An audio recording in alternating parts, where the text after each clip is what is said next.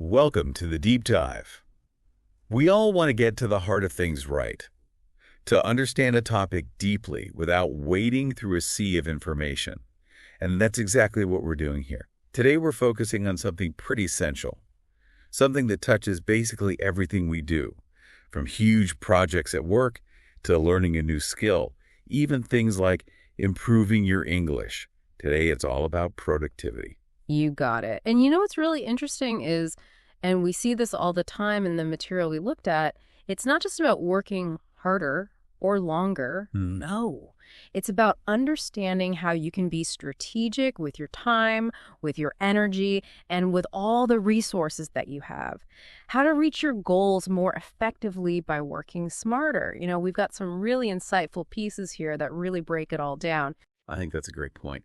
So we've gone through tons of articles and research, and we've pulled out the most valuable stuff for you.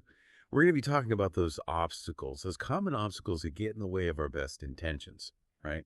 Like how to set goals that really push you forward, effective ways to manage time, but even like how much your energy levels and the way you communicate, how much impact that has on your productivity. Plus, we'll get into how technology can be a real asset if you use it right. And we can't forget about avoiding that dreaded burnout. Now, for those of you who want to get fluent in English, we'll talk about how all of these productivity principles can actually help you on your language learning journey. So let's dive in. What are some of the first things that trip us up when we're trying to be more productive? Well, a big one, and it's something that I think everyone can relate to, and this was highlighted in so many of the studies, is procrastination. It's that thing we do when we put off tasks, even though deep down we know it's not helping us at all. And, it's fascinating. The research suggests it's often because we're scared of not being perfect, or feeling like a task is just so overwhelming we don't even know where to begin, or just feeling completely overloaded in general. Yeah, that feeling of like the to-do list just hanging over you. I think everyone's been there. Yeah. So what can we do? What are some strategies to actually just get started when that feeling hits, when you feel that resistance? Well, one thing that comes up again and again is breaking those big, daunting tasks down, making them into smaller, more manageable steps. Because right away, the whole thing feels less scary. And then actually scheduling blocks of time, even if it's just like 15 or 20 minutes, to work on those smaller parts, that can really build momentum. There was this one article, it was in the Journal of Organizational Behavior, and it said that just starting something, often that's all it takes to trigger a whole cascade of progress. Yeah, that makes total sense. It's kind of like, when you're facing a huge project, just focusing on that first little action, that can be enough to get things moving. Yeah. And speaking of things that feel huge, time, right? Time management. That's another area where I think so many of us struggle. We just never feel like we have enough hours in the day. It's a common struggle for sure. A lot of people, they find it really hard to use their time effectively.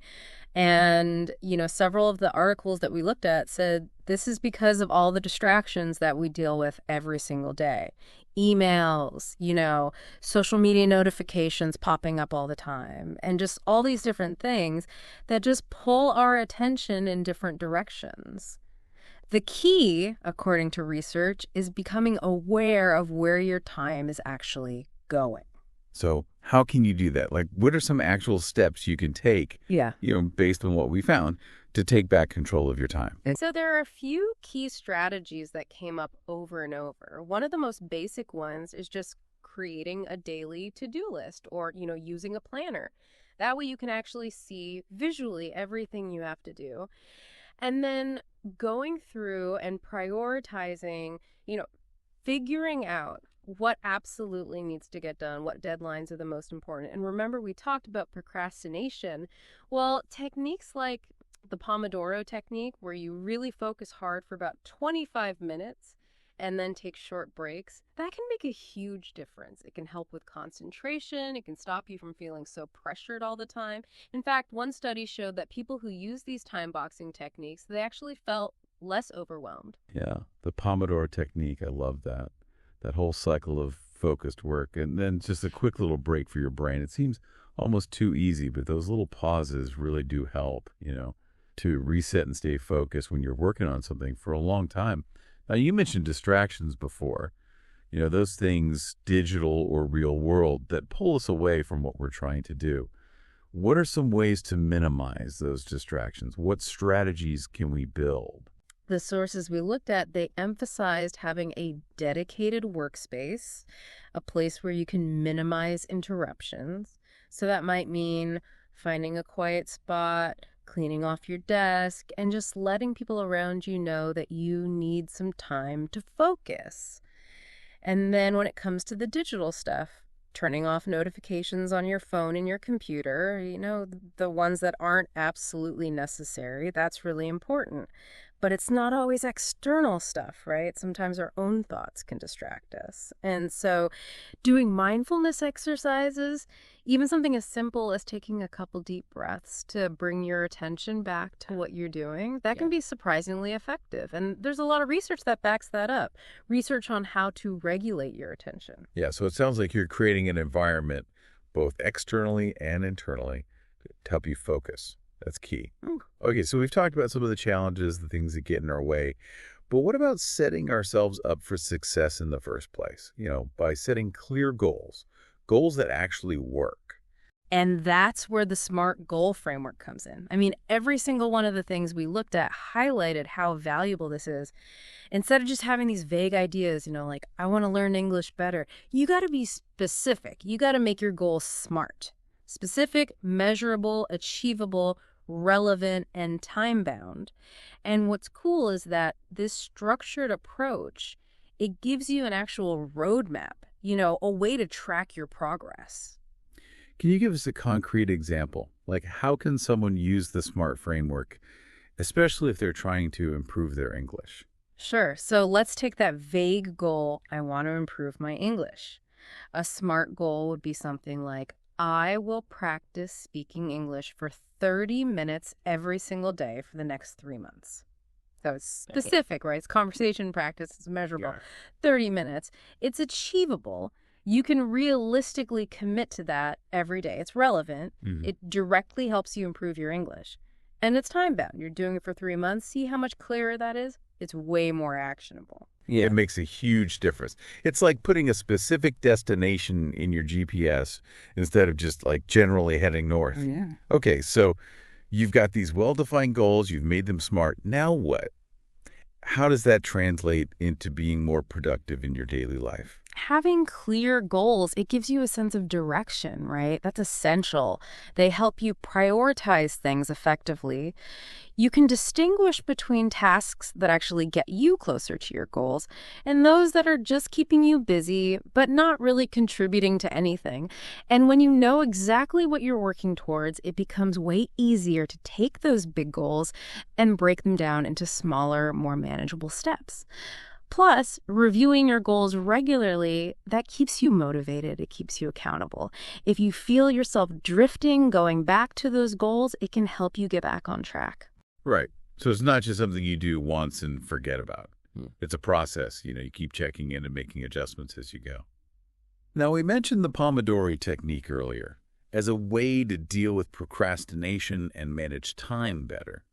What are some other good time management strategies that you found in the research? So we talked about Pomodoro, which uses those focused intervals and short breaks to help you concentrate and not get mentally exhausted. Right. Another really good technique is time blocking. That's where you actually schedule specific blocks of time in your day for different tasks. So you're allocating time slots for everything. And this helps because you don't have to spend so much mental energy deciding what to work on next. It makes your workflow more structured. And then there's this other powerful tool that came up a lot. It's called the Eisenhower Matrix. The Eisenhower Matrix. Okay, for people who might not be familiar with that, what is it? It's basically a way to categorize tasks. You do it based on two things: how urgent they are and how important they are. So it divides your to-do list into 4 categories. You've got things that are both important and urgent. Those are your top priorities. You do them right away. Then there's things that are important but not urgent, so you can schedule those for later. And then things that are not important but are urgent, you try to delegate those if you can. And lastly, things that are neither important nor urgent, you just try to eliminate those completely. What's great about this is that it forces you to really look at how you're spending your time and energy. It helps you to focus on things that really align with your goals. Yeah, I like that. It's about being really strategic and not getting bogged down in those tasks that don't really move you forward. But we all know that willpower can only take us so far. So how do habits play into all this? Habits are fundamental, absolutely. Productive habits, I mean. They're essential for being effective in a sustainable way. Because when actions become habits, you don't have to think about them so much, right? They become automatic. And that frees up mental energy for more demanding tasks. And one of the cornerstones of managing your time and energy well is establishing a consistent daily routine. Can you give an example of how building habits could help someone who's learning English? Yeah, definitely. Imagine if instead of trying to cram in these long study sessions every now and then, you make it a habit to study English at a specific time every day, whether it's learning new vocabulary, practicing grammar, or having conversations. Yeah. It's so much more effective to be consistent. And there's this really cool technique, it's talked about a lot in behavioral psychology research, called habit stacking. Habit stacking. That's a new one. What's that all about? So basically, you take a new habit you want to create and you attach it to a habit you already have, something you do regularly. Like, let's say you make coffee every morning. You could make it a new habit to review like 5 new English words while your coffee is brewing. By linking it to an existing routine, it's more likely to stick. And then another helpful thing is to track your progress. Maybe using a habit tracker or a journal gives you visual feedback, and it can really keep you motivated. It's a smart way to use those routines you already have to build new, more productive behaviors. But okay, so you got those good routines in place. What about that initial push, that drive to actually get started? How can people boost their focus and motivation, especially when it starts to dip? Well, focus and progress, they go hand in hand. And motivation is the fuel, it's what drives you to take action. We talked about minimizing distractions, but things like mindfulness practices, like short meditations or deep breathing, those can help a lot with your ability to concentrate. And, like we were talking about with goal setting, breaking down big tasks into smaller, more achievable steps, that can create a sense of accomplishment. And that in itself can fuel your motivation. Yeah, I like that. It's like climbing a set of stairs. Every step you finish, it gives you that little boost to keep going to the next one. But what about those times when your motivation just tanks? What can you do then? Celebrating those little wins along the way, that's crucial. Acknowledging your progress, even if it seems small, it reinforces that positive behavior. And, sometimes you just got to start, even if you don't feel like it. Motivation often follows action. Once you get going, you might find that you get more into it, that momentum builds. So true. Sometimes the hardest part is just overcoming that initial inertia, right? Just getting started. But, we talked a lot about managing our time and mental energy. What about the physical side of things? Yeah. How do our energy levels, like our overall energy, affect how productive we are? That's such a good point, and it's something that people really underestimate. You can have the best time management systems in the world, but if you're constantly drained, it's going to affect your productivity. Getting enough sleep, that's like the foundation. It's so important for mental clarity and focus. And then there's nutrition. Eating a balanced diet, that helps keep your energy levels stable. But relying on sugary snacks, that can lead to those energy crashes that just totally mess up your workflow. So it's not just about how we use our time, but how we fuel our bodies and minds as well. What are some other things we can do, based on the research, to keep our energy up throughout the day? Being physically active regularly, even if it's just short bursts of exercise, that can give you a lot of energy. And then taking breaks throughout the day, it's essential. Step away from your work, stretch, take a walk, or just clear your head.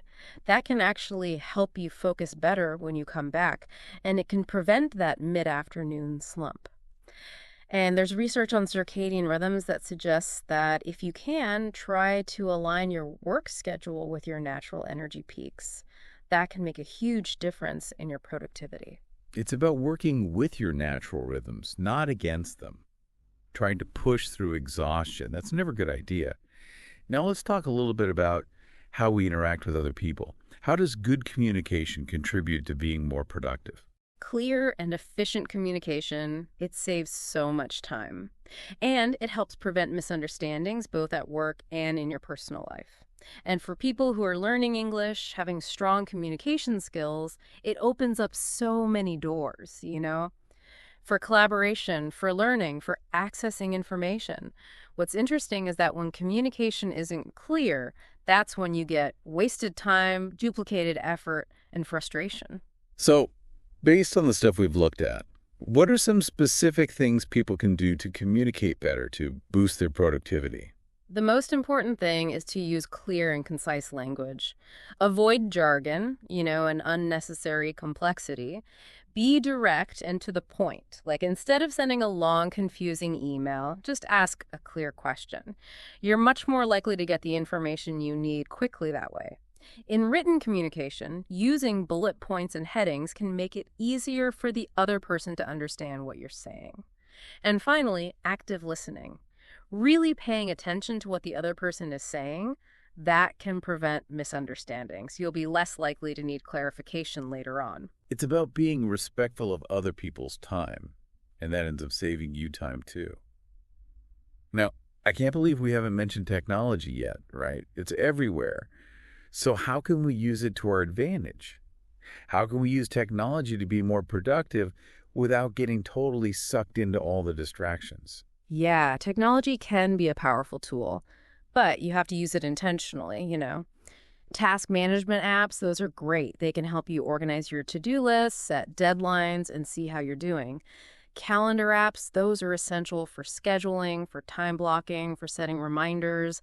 And then there are automation tools. These can take care of those repetitive, time-consuming things that you have to do so you can free up time for more important work. Automation. That sounds pretty cool. Yep. Can you give an example? Like, how could someone use automation to be more productive? Sure. You could use it to automatically save email attachments to a specific folder, maybe a project folder in the cloud. Or you could schedule social media posts in advance so you don't have to do it manually every time. The key is to find those tasks that you do all the time that take up your time and see if technology can help you do them more efficiently. But here's the thing. You have to be careful about distractions. Turn off those notifications that aren't important. Otherwise, technology can become more of a hindrance than a help. It's like you got to be in control of the technology, not the other way around. Okay, we've covered a lot, but there's one more super important thing we have to talk about.